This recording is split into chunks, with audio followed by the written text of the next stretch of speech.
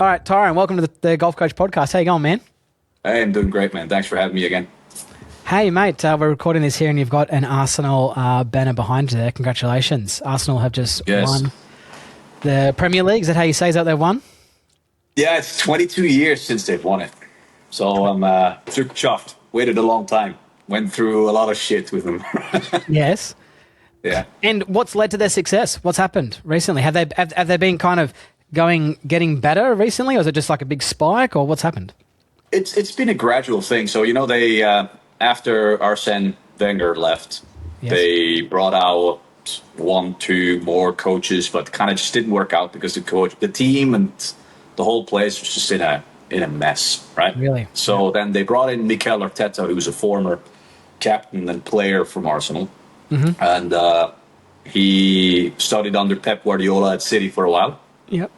So then he came in, and this was actually his first manager role. So he's never be the head coach of any team. So he jumped into the Arsenal job. Everybody was a bit, Yep. a bit worried.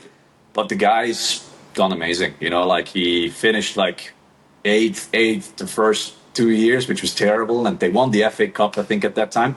But then from there, it's progressed nicely. And, over the last 3 seasons, we're leading the league all the way, and then kind of lost it at the end and finished like second 3 years in a row. Mm-hmm. And this year, guess what? We finally pulled it off.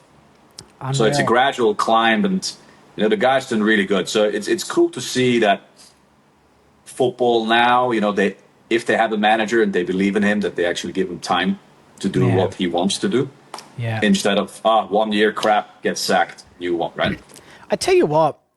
Talking about there, so in the NRL and rugby league in Australia, we've got a new coach taking over one of the teams here, and he's just an ex-player, right? Ex-player great of this club, and just fell into it. The coach got sacked really quick after like 3 or 4 rounds. He came in, he's got an unbelievable run. Like this, he played with all these guys, right?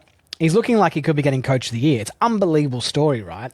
Yeah. But this seems to be happening. You get someone with the DNA of that club in the team sport that is new as well, not stuck in their old ways and understanding the new game. And this whole thing that you have to have a whole apprenticeship and look after your own team, it's not really the case, is it? We're seeing it in world sport everywhere now. People are just jumping in and killing it. Yeah, it's either that or, it doesn't, right? But you're right. Sometimes you can have a coach, he hops in. I mean, you look at, for example, Man United, right? Yeah. They've been struggling as well, kind of similar to Arsenal, been struggling before for many years, right? And haven't lived up to their heights. Change coach, this, that, and they had like a super hyped coach, came in, kind of went okay in the beginning, then nothing. And now they went back to an old player of them, and he's been doing great. They suddenly, they were looking like mid-table finish, and then suddenly they finished third, so it's pretty cool to see. When you're dealing with these athletes, right, like what happened in this case, in the one that I can comment on with Manly, is that they've got a guy in there who they want to play for. He's a motivator. He's a type of guy, right? He's not just any ex-player. He's a guy that you would run through a brick wall for, right? Essentially. And he's just motivating these high-performance athletes to play well. And he's just getting them to do what they're doing. He's not bringing anything new. He does not bring in X's and O's. Sometimes you don't need to have this whole overbearing, crazy technical person. You just need someone to help motivate these players to play well, right? Yeah, 100%. I think, like what you can see with Arsenal, through the build-up, they really formed like a proper team that everybody's, ready to just die for each other. Yeah. Right? And even if there's sometimes some scrappy games, they manage to end up pulling out a win, and sometimes it's controversial, but it's like they're just rooting for each other. They're there for each other, very different than you look at like Real Madrid. They're freaking gazillionaires and fighting in the locker room over stupid shit. I know. Anyways, all right. Let's get into the podcast. This podcast is designed today. It's lots of stuff we could talk about. I really enjoyed talking about your new academy that's coming, but that's for another time. But this podcast is designed today to talk about your master's experience back in April. Yeah. With FIFA, right? Let's get in. I've got a whole bunch of questions here, right? How did FIFA qualify for the Masters? So FIFA qualified for the Masters by winning the Asia Pacific Amateur Championship. Yep. Right, which is, as you know, one of the biggest amateur events. that lead up to joining the Masters and the Open, and he managed to win that, last year in Dubai. Unreal. And Yeah. when he won that, and you look at, you get those things, you get given the Open, you get given the Masters. I'm not too sure what else you get, but you get, you win that, your doors are pretty open. Out of all the tickets that you got from that goodie bag, was the Masters the one where you were just like, hell yeah, this is the one that we want? Like, was that the biggest ticket item out of that goodie bag? I think so. I mean, obviously, I love the Open, right? And I'm really looking forward to going in July. But the Masters, it's just special, I think. Anybody that's playing golf or that's like us, that's made this our job. It's like Wimbledon for tennis. It's just this kind of highlight of everything. I think if you could ask any junior back in the day or when we were kids or even now, like if you're standing on a putting green pretending you're going to win a major, it's usually the Masters and you're putting for the green jacket, right? So it's really special, yeah. How long have you been coaching FIFA for? Since he's 9.5 years old. Wow. How old's he now? He's 21. Holy moly. Yeah. Did you know early on that he was going to be good? Yeah. I mean, look, the kid when they came to see me, his dad's a very keen golfer and also turned pro, right? Yep. And he was already pretty solid, when he came in. Just like a lot of juniors, hitting these high slinging overdraws. But, he loved the game and he's always played since he was super, super young. I think his dad started giving him some plastic clubs when he was like 2.5, 3 years old. Oh, wow. Kind of like the Tiger Woods kind of thing. And yeah, he was solid when he came. And then from there, it's just kind of grooming him and making him understand ball flight and how he could change certain things and how practice was supposed to be still fun, because that's, I think, a big challenge for a lot of kids that start really early, that are good. There's a lot of pressure sometimes behind them from the parents here and there, a bit too much. So it's finding that balance, becoming a team with the parents and the family, making sure that he just had that joy, just to keep on going and grow in. It is interesting, isn't it, that when you look at like his experience, that when you got him, when you get good kids, sometimes it's just doing your best to create the best environment for them, training plans, understand their swing. It's not about giving a technical golf lesson every single time, is it? It's just about providing the environment for them to grow. Yeah, 100%. I mean, I think we did a lot of technical lessons, right? Which is, but at some point, he knows what we're working on, right? So it's not going to be constantly, all right, make sure you do this at P4 or whatever. It's then understanding, okay, how can I understand what my golf swing needs to do? How can I create a practice environment that's fun, competitive? Get out on the golf course strategy starts playing a role. And then, at some point when they're half the right age, then we also help them out a little bit with what they should be doing fitness-wise. Yeah. Right? But yeah, it's a whole package. It's not just standing there and having a pretty golf swing, which he has. I would say you look at the guy's golf swing, he's got a pretty move. He hits it a long way. But that's not the end of all. Otherwise he probably will play all the time great, but it's not just this, right? It's not just having a nice swing. It's so much more in depth, the whole thing. When going through his junior stages and you're getting him developed to where he is, were there any times that did you have to communicate to the parent in regards to the reason why we're not doing so much technical aspect at the moment here, we're trying to let them play? Were you always communicating with his parents or his father in regards to what the outlook was kind of looking like and the trajectory you were going on? Yeah, definitely. I mean, we had a lot of communication along all the time.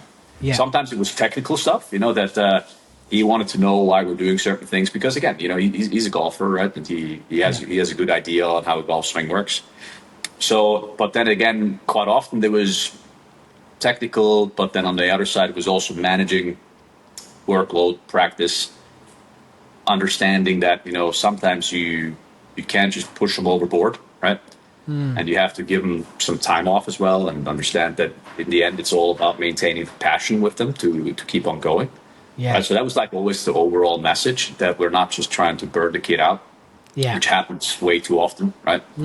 See it with junior girls so often, right? They're just getting told to do whatever they need to do, especially here in Asia. Yeah. And then at some point they're 15, 16 years old and then telling everybody to go and F themselves, and then they have their own lives, and there was for nothing. So it's that balance, right? To keep the passion, to keep on understanding, hey, look, it's not now, it's somewhere in the future when they're deciding to go to college where it all starts to really matter, right? That's so interesting, isn't it? Because if you can keep the passion, the fire there, and the motivation, they're gonna have a very good chance of getting there, right, in the end. Because you think about, like, if you really enjoyed exercising and you're passionate and motivated by it, you're going to continue to keep exercising, right? It doesn't matter about your technique or how good you are, but keep that fire in the belly there. That is interesting because, from personal experience, I've had an experience where I was coaching a kid and he was so good, right? I've got him back again, but he was so good. And I said to his parents, just got to stay out of his way. This is how I want him to practice. I gave him a practice plan. I'll bump him here. I'll massage him here. I'll steer him here. But I said, if you look at Rory McIlroy's golf swing from when he was a kid to Rory McIlroy now, you can spot him. You can look at his shadow and it's exactly the same person, right? Yeah. And they were under the understanding that he needed to have some technical swing changes all the time. And I'm like, no, he doesn't. Anyways, his handicap dropped a lot. And then he left me. And I was like, oh, no. I was a bit devastated by it, heartbroken by it all, and I was looking at the lessons, and then came back to me. I saw his scores in tournaments, and he was falling off a cliff. And I said, great, if you're going to come back to me, we're going to do it my way. So, I saw that, and I felt like I kept not killing myself, but thinking about it through my head about I wasn't communicating it well enough to the parents in the direction I wanted to take it, if that made sense to you. Yeah, 100%. We had at one point also, like a big conversation on how things needed to change. And at that point, he was still quite young at that time. I think it was maybe around 13 years old or something like this. And after we had that talk, it got so much better, right? So interesting. Funny enough, they listened, they appreciated what I said. Because sometimes as a, foreigner or Westerner, in Asian communities, right, the culture is very different, right? So the way kids and parents are is very different. And we're much more open, as you know, right? If we think something needs to be said, we're not afraid of saying it. Obviously, bringing it across in hopefully the right message, but in different cultures, that sometimes can be challenging. And I was super chuffed that they understood what we had in mind and what we talked about. That then really just made the whole atmosphere between parents and him and everything so much better, and everybody was tugging on the same rope, and it was much better after that. So it was great. Yeah. Awesome. So when he qualifies, what did you, in the practicing leading up to it, or the training plans or technical work, did anything change in the lead up to Augusta? Did you guys approach it differently at all, hitting different types of shots, or did you up the ante? Did anything change at all? Well, a little bit, right? I mean, basically what we know, right, because we've never been there, right? But that was before he went and actually played the practice rounds. He played 2 practice rounds there. We just knew, look, Augusta is very much a tee shot placement golf course, right? And then from there, it's an approach play course, right? If you can get your dispersion right, to get your carry yardages right.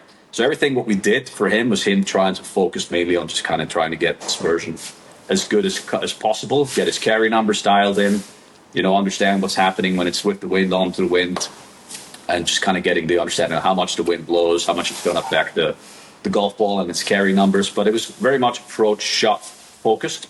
Okay, interesting. Right? Because we knew, look, short game's got to be on point when you're at Augusta because of how the greens are and how the whole golf course is undulated, right? And he was working hard on the short game anyway. Later on, we'll come to a point where you felt, okay, there we probably missed the mark a little bit. But that was mainly the thing, that we tried to get him to just dial in and get better at his dispersion and get his numbers on point. One of the conversations I see around about like gear or equipment talk is around about long clubs. You'll hear conversations around wanting to get into those par 5s, coming in a lot higher, to carry some of that water carries. What's it, 12 and 15? Is people talking about 7 woods and 9 woods and getting that ball up in the air right. Was there any equipment chat talk or launch stuff talk around long clubs at all? Or No, not at all. Not at all.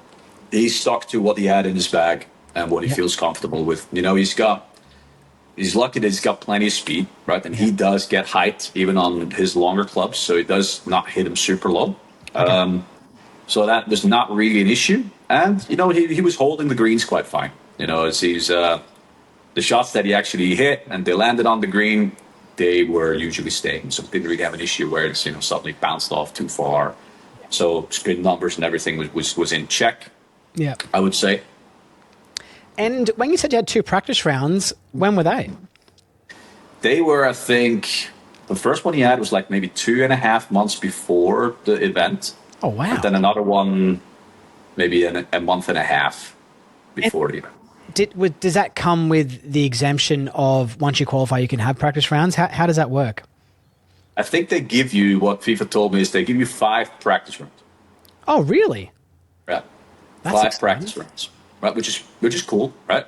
Yeah. And he went twice because look, he had college. He's playing for the Arizona Sun Devils, right? So he had commitments there, and they were obviously traveling around with the team and everything. Yeah. So he couldn't go as many times as he wanted. Plus, he's living literally on the other side of the U.S., right, in Arizona, and Augusta is obviously on the other way. So it was quite a travel as well. Yeah. So he managed to go there twice. Do you think he can give me those 3 extra rounds that he needs? Yeah, mate. I was already imagining, come on, man, you know, there's got to be something they can do for the coach, right? But it's Augusta National, man. They're very strict with who has the privilege to play. And so, when did you guys get there? What day? We got there. We practiced in Arizona first, and then we got there about 5 days before the event started. 4 days. Oh, really? Yeah. And where did you stay? We stayed at this was actually pretty cool. There's a Thai family that lives in Augusta. Oh, what? Right, they have a Thai restaurant there. Oh, wow. And quite cool is they every do. time a Thai player actually makes the Masters, they offer that they can stay with them at their house. That's unreal. Really cool. That is superb. And when you say they're a Thai family living in Augusta, like they're born in Thailand and they migrated to Augusta? Yeah, they migrated to Augusta. And they're golfers? I think Dad's playing golf. Mom's not really playing golf. The young son they have, he's a musician. Oh, wow. So pretty much professional musician, right? So he plays clarinet and all sorts of stuff. And then they have a daughter who's still in uni, I think. And what happens? Do they have to be part of the team or something? Like, is there a little string attached to you? Like, you got to put them on as a... No. I mean, obviously, then, the player gives them tickets for them to go and watch the Masters, right? Because they get a certain amount of tickets that they can give to family and friends. And they then, obviously got some 4-day passes so they could go and watch. So you got to the course, you got to Augusta 5 days before. Yeah. Is that what you said? Sorry, 5 days.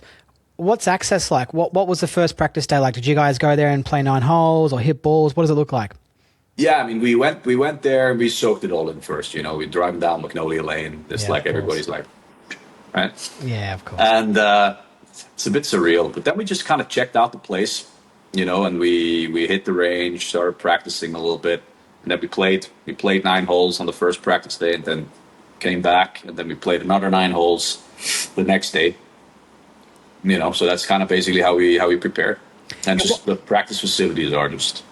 What's it like there? Like 5 days before on, say, day 1, day 2 of the practice days there? Yeah. Is it just a lot of people getting the place ready? Like, what's it look like from... Yeah, pretty much. I mean, maybe we were 3 days or 4 days. It wasn't even 5 days, I think. Yeah. But, yeah, we just arrived, and took it pretty chill. Because the last thing you want is you want to go into this huge event, like, super nervous and thinking, oh my God, it's something special. We try to kind of, it is something special, but we try to treat it as normal as we could.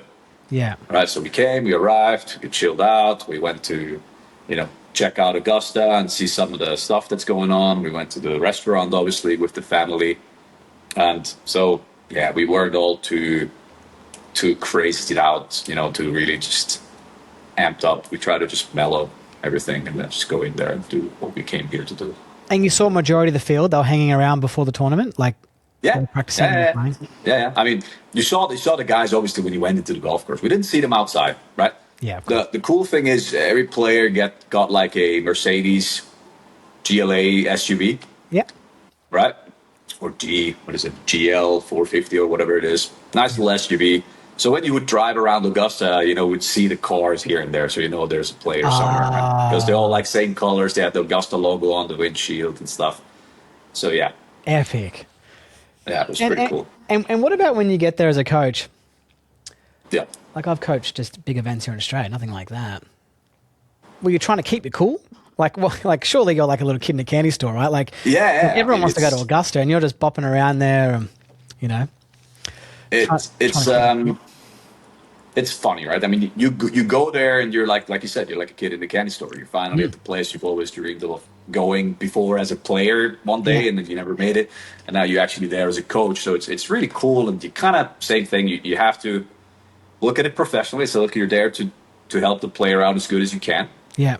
But just soak it all in and see what it is. And obviously, they got special rulings and stuff that you can do and can do as a coach. So you kind of have to tiptoe in between that and find your feet. But it was amazing. I could kind of feel that sometimes. Did you feel like sometimes you're walking around in eggshells a little bit there, like trying to not break any rules? Yeah, definitely. And I kind of broke a rule. Did you now? What did you do? It's basically because the whole no phone thing, right? Well, that's my next question. Yeah, go on. There we go. Right. So I was under the impression, because they've built this massive building, they pumped this massive player support building up inside like 4 months. Oh, wow. And it's like unbelievable, right? They got freaking physio and gym and everything there, locker room, restaurant. Yeah. And it just overlooks the driving range and the practice facilities, right? So it's mint. And then you have the back shop where the backdrop is, where all the thing and the caddy area, right? I was under the impression that around the players building you were allowed to use your phone, right? But it's only inside the caddy shop where the bags are you can use the phone, or where the caddies have their lockers, right? Yes. And there's like a couple of areas in that little building where you can use the phone. Yes, geez, not much. So it was kind of tricky because on the golf course, obviously, there's no phones, right? Which I kind of think is kind of cool because people just immerse themselves more in the event. I agree. Right? But FIFA calls me after the practice round, and he's probably sat in the locker room, right? So where he's, I think, able to use his phone. And then I pick up, and I'm walking around the players thinking, where you at? I'm waiting. I'll wait on the range for you. And as I walk around the corner, there's a guy standing there with the green jacket on, right? So he was probably part of the members or the committee or whatever. No. And he points at me and like, can't use your phone here. And I'm like, oh shit, yeah, look, hey, gotta hang up, and hung up. And then I got a little bit into this discussion. He was kind of, he was pretty. I thought, I might get thrown out here. Right? Yeah, they did. They threw someone out, didn't they? Someone out. They threw Mark Kalkabek out. Yeah. Yeah, that's how this works. Right. But I think he had the phone and he used it on the course. Oof. Right, which is... Right? He's got runs on the board. He's Mark Kalkabek here. Yeah, right. Kalks is his major winner, right? And, yeah. But, yeah, then I kind of just explained, I thought I was able to use it in the player support building and the area only. And I said, no, only over there. It's okay, understood. And it was quite funny. We started like joking... The Masters FBI is watching you, right? Yeah, I get it. So the next day I came, and I'm not joking, right? You could see people were checking in on me. No way. Yeah, you would see suits and they had a look and, is he using the phone? So then when I felt that, I'm like, okay. So I always went to the reception and then just gave my phone to them. Then you get like a little ticket. So they had my phone for the remainder of the time. So I think, it was quite cool. And one time, I came in, had to go to the toilet. As you walk in the shops, I went to the toilet quick. When I walked out, guess who's standing right next to the reception? Same guy. No way. I'm like, okay. Right. So I then went in and gave my phone away, and he appreciated it. And we kind of went from there. But you kind of walk a little bit on eggshells on certain things. That is on eggshells. That's not even a little bit. Tell me. Yeah. Okay. 2 questions around the phone thing I had. What do you mean? I've never been to the Masters, right?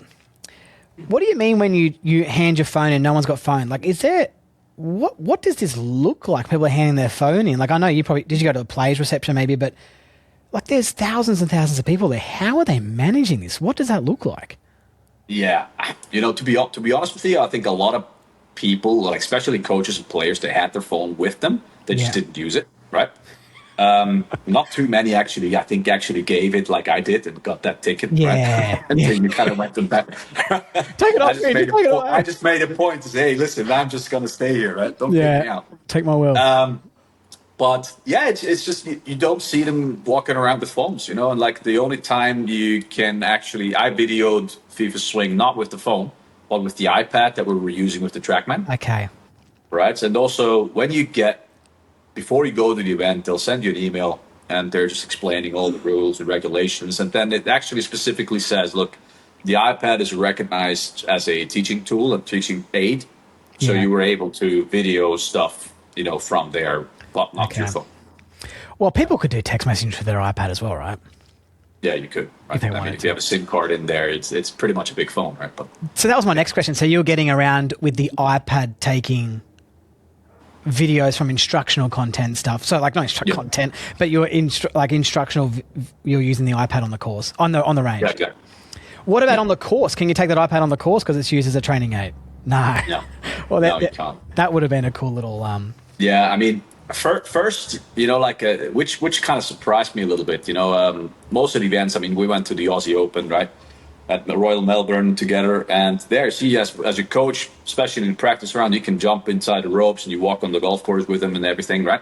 Yeah. To just go through course strategy and everything, right? Yeah. So I thought, hey, Augusta, I'm a coach. I've got the badge, player support, and everything. You can do that. So we went to play the back nine first, and we jumped on the 10th tee. And I almost, just my pants standing on the 10th tee at Augusta, looking down that big slope, and all my memories went to all the stuff, as you saw as a kid, just kept on flowing in there, right?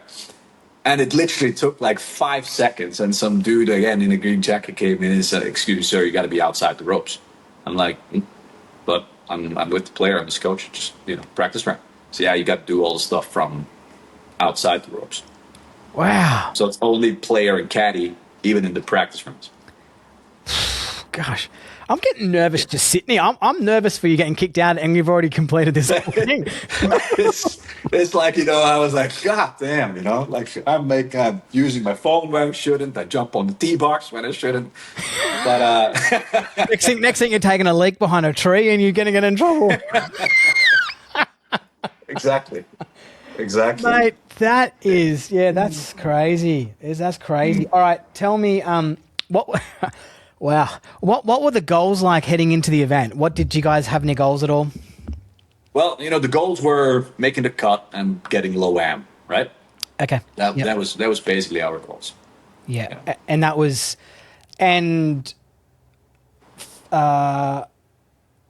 first round? First round is kind of where I think he started off really well. And I haven't seen the scorecard. I know the score, but yeah, go on. Yeah. So what I was super chuffed about, right? Literally, imagine you're 21 years old. I just try to put myself in those shoes, right? You play with Freddie Couples in middle league, right? Yeah.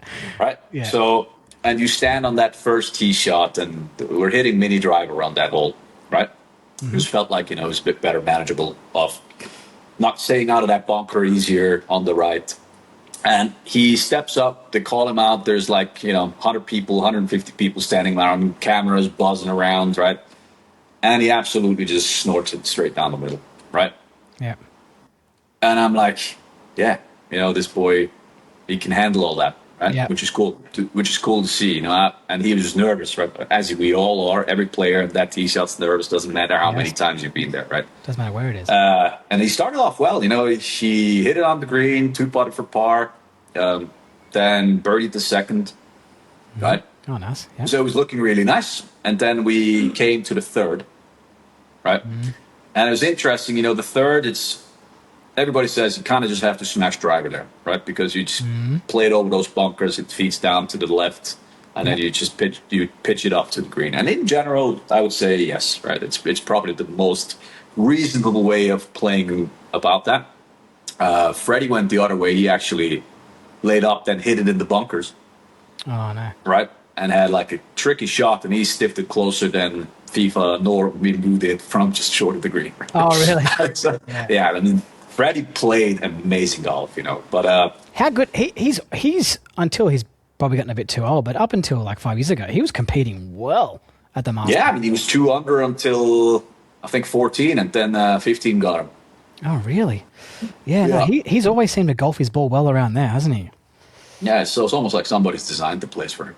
It's Yeah. it fits well, right? But yeah, then on 3, because it's such a big rise to the green, right? So I mean, Yeah.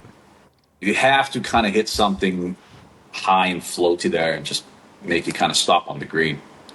And that's where we kind of saw that FIFA really like practiced at Arizona State. They have a great facility there for short game. Apparently, he's been practicing a lot of kind of bump and runs, right? And he kind of likes that little bump. So he goes ahead because he saw like Scotty play that shot a lot. So he practiced it a lot because before, back in the day when he was young, he would always hit it high and try to hit the flop, and I try to get him. Hey, look, you got to be able to, pick a shot that's the easiest for the situation you're in, right? And then he decides to bump this into the front hill, and he just hits it a smidge too hard. And obviously, if you can't even see the putting surface and you're trying to bump it into this hill, it's a bit far, it's gone, right? Yeah.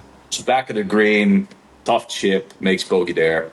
Then next hole, par 3, stiffs it. It's a great shot. It's got to look at birdie, and then just hits this thing a little bit too hard, right?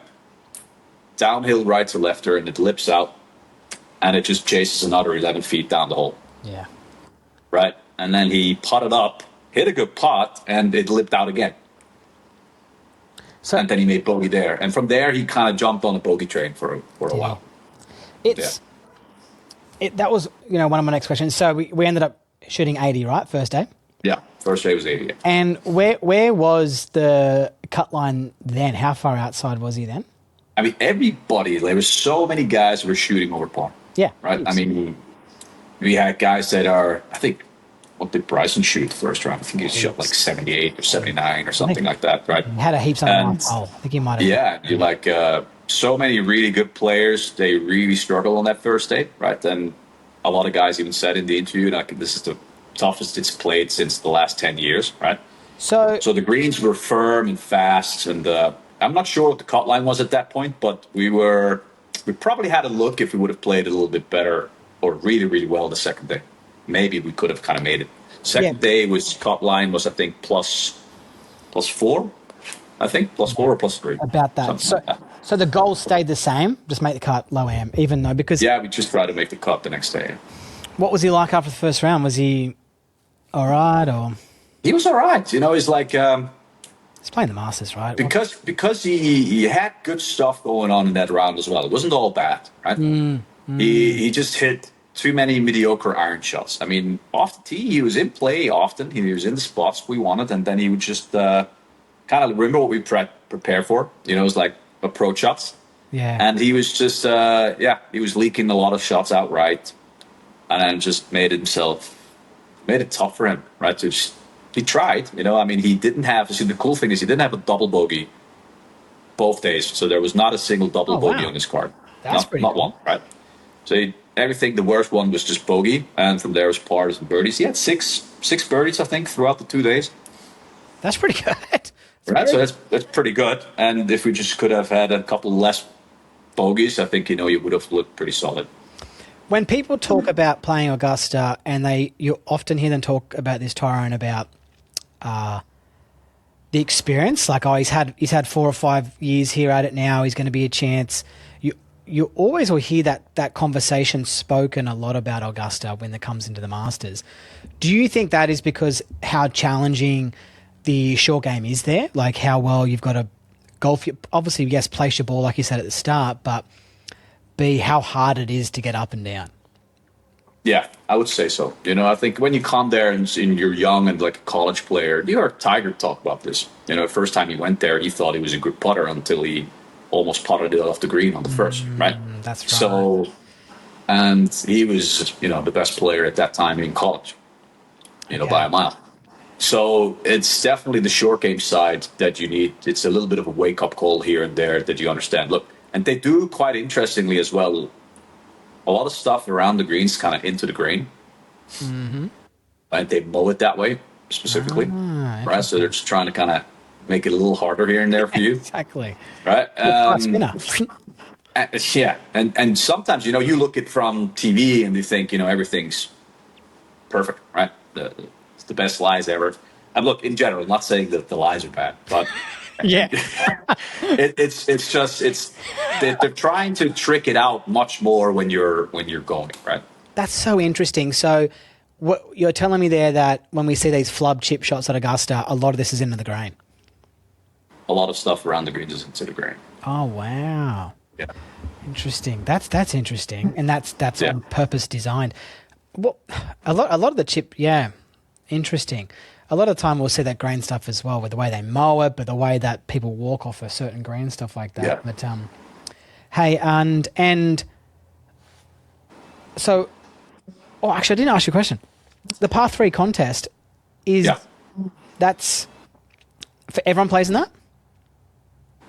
Yeah, you can. Everybody's got a spot, but you can also decline to not play, right? FIFA playing it? He was playing, yeah. Yeah, He was cool. playing. He had his brother was on the bag for him, Yeah. right? So it was him and his brother doing Oh, that. that's cool. That was super cool. And again, I also coached his brother, so it was super cool to see those two, on the bag Oh, that's together doing the par 3. It was really cool. Right behind them was like Bryson and Kevin Hart, cool. Kevin who? right? So Kevin Hart. Hart? Yeah, Oh, because Kevin Hart caddy for him. Yeah, caddy for Bryson. Wow. So it was pretty cool. He had a lot of hype around, a lot of like superstars floating and running around. That is cool. So yeah, it was pretty dope. It was pretty dope. But we were paired with Min Woo and what's his name from Colombia, Echevarria, I think. Okay. Not sure. Yeah. And then Min Woo actually came to us at the restaurant and he came in, hey, introduced himself. Hey, my name's Min Woo FIFA. I was planning to play the par 3 with you, but I decided to not play it. So I'll see you tomorrow on the first tee, right? So you go out in there and have fun. So it was cool. Oh, that's cool. Okay. Yeah. So since you learnt about this in the grain and some of this stuff around the greens and some of these things that you've learnt now since coming from Augusta, right? Would there have been maybe some different strategies put in place in regards to different types of chip shots or mapping of the golf course or more detail on certain things? Would the course strategy or anything like this change at all in the lead up at all, you think? I would have said in the lead up, if I had a bit more of an idea of how he was practicing his short game, how he's going about, because when you just reach each other out, here and there, once or twice a month, do a little bit of a check up on how things are. You don't really know exactly how we're practicing, right? Yeah. So I would have said he would needed to practice more shot variety around the greens. Like a lot of into the grain. Obviously, he knew the stuff from into the grain because one of his college mates, Jose Le Balicer, right, who's on Live Tour. Okay. He played Augusta, so he got a lot of that info from him. Yeah. But I think he should have practiced more shot variety from these type of lies. I think he got maybe a little bit too one-dimensional, thinking it's more of a safe shot for him to kind of bump it. But a lot of time I would say we didn't quite hit the right chip shot for the situation that he was in, which then made it hard for him to get up and down. You see these photos going around on especially a lot of Australian golf media when a young Australian might qualify for the Masters and you hear them talk about, or you see how valuable it is to go around with Scotty and Cam Smith and Leash and learn about how to play Augusta and these types of shots. Yeah. That information now, listening to you talk, is more valuable than ever, right? Isn't it? On how to hit huge shots. Yeah. Yeah, I mean, I think, FIFA probably watched every single video on YouTube on guys talking how they should play the Masters, right? Really? And yeah, he was full into it, and it was also quite fun. Like the first practice round he went, and he played well, Yep. but the greens are so different on the practice rounds, like night and day. Really? Yeah, like especially when you're going like prior to the practice rounds you're getting prior to the event. Yeah, of course. That'd be different. It's nothing like it, right? Well, the members can't play on that stuff, can they? The members No, can't no, be they playing would. on I that mean, the golf. guys would. Okay, you've got some really good players as members there, like Annika Sorenstam is a member, right? Yeah. Which I didn't know until I saw her there. But they wouldn't finish. But it's If a member played on that every day, like a Saturday competition or something, they just wouldn't finish. imagine, right? If bunch of 25 handicappers, just No. struggling shooting 130.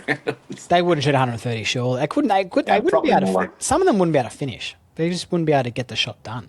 Yeah, it's tough, right? So And- who lit it up for you on the? So I'm going to ask you certain areas. When you're in the driving range, you spend some time there. Anyone particularly you see hitting some shots that kind of stood out to you? And you're just like, whoa, this looks good. Like I've always been an Adam Scott fanboy, Yeah, same. right? And when I saw Adam at the Aussie Open, I already was like really impressed. And Rory was there too, but somehow just like how Adam goes about it, he's very very professional about it. And just the guy is just look. I mean, he's how old is he now? 45, Mid-40s. Yeah, mid-40s. Yeah. right? Yeah, low to mid-40s. And literally, he was right next to me in FIFA hitting balls. And FIFA and I, we had a sneak peek when he was hitting driver, like on his iPad, with that nice green Masters winning TrackMan. Yes. He still clocks it 124, 125. Yeah, he's fast. Yeah, He's quick, right? I mean, he's an athlete. He looks after himself, right? But he's just everything about him. It's a golf professional for me. And if somebody asked me, it's Justin Rose, Yeah. Rory, Say that. right? It's like Justin Rose and Adam is to me the kind of epitome of what a professional golfer kind of should be. For I think the professional, I think the mindset, the way they look after the bodies, the golf swings, it's the way they go about it, the longevity in the sport's incredible, isn't it? yeah, I mean, unreal, right? I mean, look at and it's once you play golf at that level, and a lot of people think it's like, oh, well, golf, you just whack a ball, but it takes a toll on your body, right? Absolutely. And that's why we're trying to get a golf swing biomechanically as sound as good, so that we can also kind of prevent injuries, right? Yeah. And it's a lot of stress on the body, right? You're producing a lot of speeds and torques, Yeah. and to be at that level at that age and still, doing this good, Yeah. hats off. Well, you've like you said before about that motivation and that desire for kids and stuff. When it gets to professional stage, there's no more evidence in regards to the way that how professional Adam is in his processes and his developments, that you can't keep that longevity without being professional. You can't have off years where you don't want to do stuff or not want to practice or get rid of your coaches, get on the drink. Like if you're not looking after yourself like Justin Rose and Adam Scott is, like it's pure evidence of what can happen out there, right? Oh, And the 100%. speed's incredible. I was watching Scotty hit balls too at the Australian PGA, and I didn't he didn't have his iPad out when I was there, but just it's like, man, that guy's fast still. He's just you just look at the speed and man, he's still got some speed. Like I was looking at Rose the other day, he uploaded I think a 7-iron, he was still 94 mile 7-iron or something. Crazy, or 92 mile hour club head speed 7-iron. I'm like, man, he's still moving it like Yeah. And I commented, I said, still moving it, old man, or something like that, like in a nice way, like still moving it. And he liked the comment on his Instagram, right? But okay, what else? What about the short game area? You see anyone hitting some stuff you saw there? Yeah, I mean, again, we were in the bunker and we hit some bunker shots, and then we were chipping, pitching, and Scotty came into the bunker, and we just watched him just hit some bunker shots, and again, just pure class, right? Just, Mate, you can see he's just got everything. his bunker And I play think with, is so underrated. His bunker play is I've got his bunker play as my models. If you want some swings, yeah, so underrated, right? And obviously, as a coach, the other cool thing is you see all kind of like all the coaches, right? You know, met Butch Harmon. You know, said thanks to him for what him kind of lads back in the day did for golf coaching, right? And he was smiling, and it's like we never knew. We just did our job, but appreciate it. Saw Pete Cowan, had a quick chat with him. what a legend. Phil Kenyon, which I've known for a while before, right? Chris Como, which I've talked to, met him in person now for the first time. Sean Foley. Yeah. The list goes on. I mean, for us, it's also cool to see that you're kind of there where these guys were, and so it's nice. It's really cool. That is cool. Good experience. That is so cool. And so, okay, after he doesn't make the cut, right? Yeah. What's he like? How's he feel? He was disappointed, obviously. Right? Look, you're an athlete, you're playing at that level. If you're probably not disappointed if you don't reach your goals, you're probably not doing it right. But he played much better. I think he shot 73, right? Yeah. The second day. Yeah, he did, yeah. Finished on the same score as Mingwu did. Both missed a cut. But he was 2 under for the back nine with Augusta. He had 3 birds on the back. So he played much better, right? It was just all a bit too late. If we could have happened a couple more things on the front nine, maybe we could have had a sniff. But you need to go like super low, which is hard there. It's tough. So he just kind of came back, and we looked at stuff that a little bit in the golf swing that we wanted to kind of look at, because here and there he's got quite a weak grip, right? So because he's got a pretty weak grip, and he gets the face sometimes a little bit too weak at the top. Yep.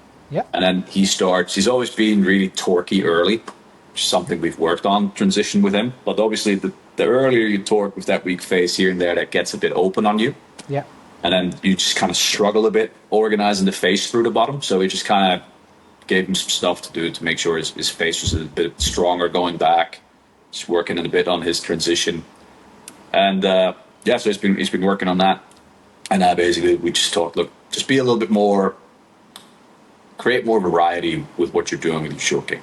Right? Lag putting needed some work, which That's Derek, cost you at the Augusta. yeah, which Derek Ukidaya, right, putting coach, he was mentioning it to Coach Thurman, who's the Arizona head coach, that he felt like FIFO's having too much loft on his putter, because he watched him putt on the course, and he said he felt like this thing, and I saw it. We both saw it, kind of jump and skidding a little bit, and I remember FIFA made a little bit of a technical change just before the Masters, which he felt really comfortable with, is actually taking some shaft lean out.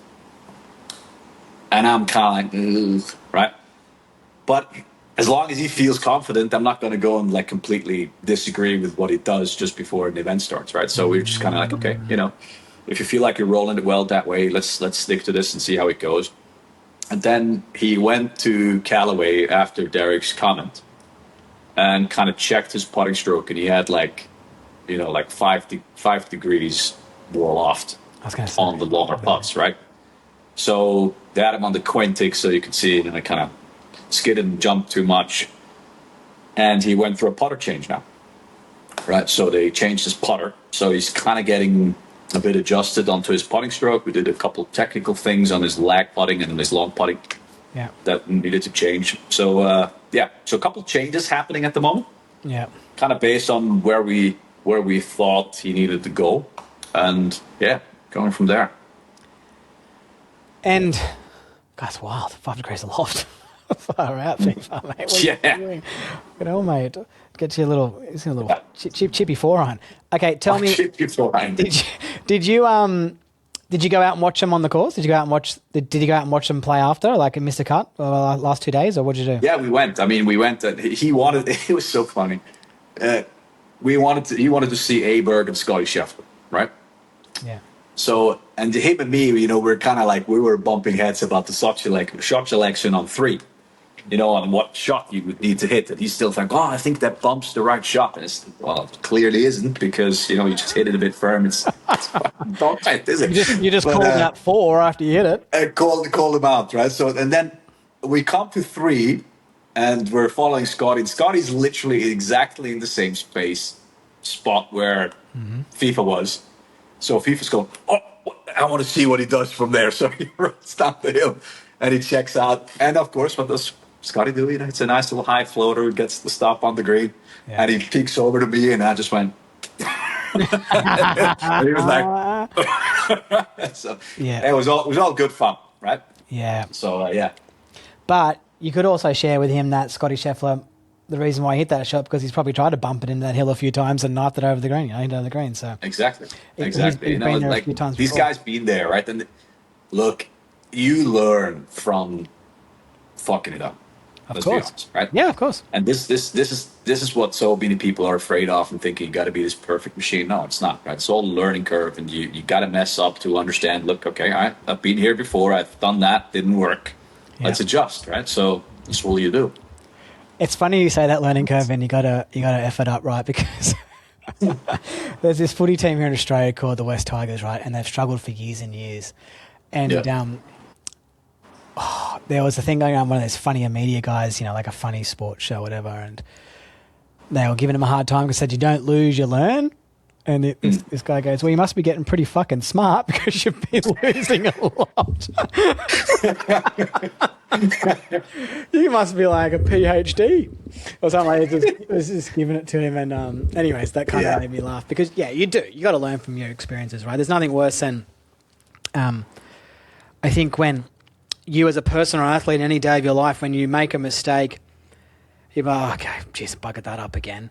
But if you made the mistake, then you've made that, and the same mistake that you've made before, that's when you start, you'll see the kind of, you idiot, you know what I mean? That's a different time of a disappointment when you've made the same mistake twice before, right? Tell me, what type of, what merch did you do? How much did you spend? What did you get? I try to behave myself as good as I could. I had a couple, and this was like a busy week, right? I had like so many people tell me, bring me this, bring me that, please. And of course. And I kind of forgot, some stuff. Yeah. So one of my mates, he's got Zip. Because I just forgot. Yeah. I didn't go to crazy. I got a couple T-shirts, some hats, and like a sweatshirt. And what was it? Flag. But my most prized possession is up here. What is it? I can't see it. Yardage booklet. Yeah. That's the actual yardage book that we that you use, pin sheets, Unreal. So that's kind of like the nicest one out of everything, I think. Yeah. And it's I didn't go too crazy. I've got like a towel on my bag and like a bag tag. But the crazy thing was I saw this lady in front of me and she had two guys helping her carry bags. That'd be me. Right. Guess what her bill was? Oh, I don't want to know. Have a guess. Oh, I don't know. I don't want to say something crazy. 5,000. 22,000. No way. USD? USD. 22K. Holy moly. For the Australian listeners, that's got to be close, just over 30,000. What did she get? Hey, she was carrying 3 bags on an arm. Do you reckon she's an boys on-seller? Behind her fucking like this. Do you reckon she's an on-seller or something? Maybe, or just some rich spoiled lady, right? Oh, right. But I must be like she's like selling stuff, right? Wow, that's unbelievable. I was gobsmacked. I'm like, what the actual fuck? Mate, the grocery is this? in the West in Australia now, that's a couple of grocery bags for $22,000 at the moment. I mean, mate, that's right? it. You make that money in a month, you're doing great, right? She goes and fucking spends it on some stuff. Well, you could do it, right? I heard a story that it's on my podcast where they sell like 8 Scotty Camerons or something that you can buy. Did you hear about that? I heard about that. I didn't see it. Right? Yeah. Last day we were in there in the shop, there's like a little place where they sell like head covers and stuff. and there was a Bettinardi special edition putter that was standing there, and that literally just came that last day. Okay. I think it was like 5,000 or 6,000 US. Oh, is that all? Cheap. But I was surprised nobody got it yet, right? So, but I'm not sure if they just have one. You're walking out the door. Right. So probably just yeah. And the craziest thing though is, you think like tournaments and merge tents, right? I was at the Australian Open, and the merge tent is like, it's just this thing that everybody takes away. There is literally a freaking building, and it's huge. Yeah. It's like massive, right? And square meter wise, having a guess, 2,500 square meters, maybe. It's just like insanely big, right? And guess how much money they make from merch per day? I was just about to literally open up ChatGPT to ask that now. You tell me. 10 million US a day. No way. Are you kidding? They're making 70 million in that week. On merch. Gosh. Crazy. That is unbelievable. All right, tell me one more thing before we pack it up, because I got a lot of lessons to do. Tell me, was there an experience that you bumped into with a golf pro, or like a player that was just a really nice experience that you didn't expect it would be that nice? Like Minwoo, obviously, in the restaurant coming up and saying he wasn't going to play anymore. Like, were the players really nice? Yeah, in general. I mean, obviously, everybody's there to do their job, right? Yeah. So you're not really getting all tangly and talkative, and the coolest couple experiences that we had was obviously Freddie came in and said hi, fist bumped all of us, and because they were playing together, Minwoo. Cool thing was going back to Arsenal, right? So I'm standing in front of Caddy House, and Shane Lowry stands right next to me, pole in between, and he's a United fan, so he talks shit to caddy of, who was it? Might have been Rosie's caddy, not sure, right? So he goes like, in his Irish accent, he goes like, you got saved again by Havertz in the 90th minute, you lucky twats, right? So, yeah. And then I'm like, Arsenal up, and then it's like, come on, Arsenal, I sat next to him, and he looks at me in disgust, and he's like, you support them as well? I'm like, yeah. I said, oh my God. So that was kind of funny. And, that's cool. VJ was cool. He saw him FIFA hit some shots, and he goes like, boy, you gotta be careful, otherwise you carried over the range into this building over on the other side, so you might want to hit it a bit shorter. Right? So, oh wow. Yeah, that's cool. Yeah, it was pretty cool. But I had some conversations with obviously some of the coaches, which was a highlight for me. Yes. But everybody was super nice. Justin, absolute gentleman, so yeah. That's awesome. Mate, Tyrone, you're a legend. We'll get you on again to talk about your new academy that you're building there. It's super exciting. Cool. But you're a legend, man. Thanks for coming on the Golf Coach podcast. Yeah. Thanks for having me, mate. Always a pleasure. Thanks, dude. See you, bye.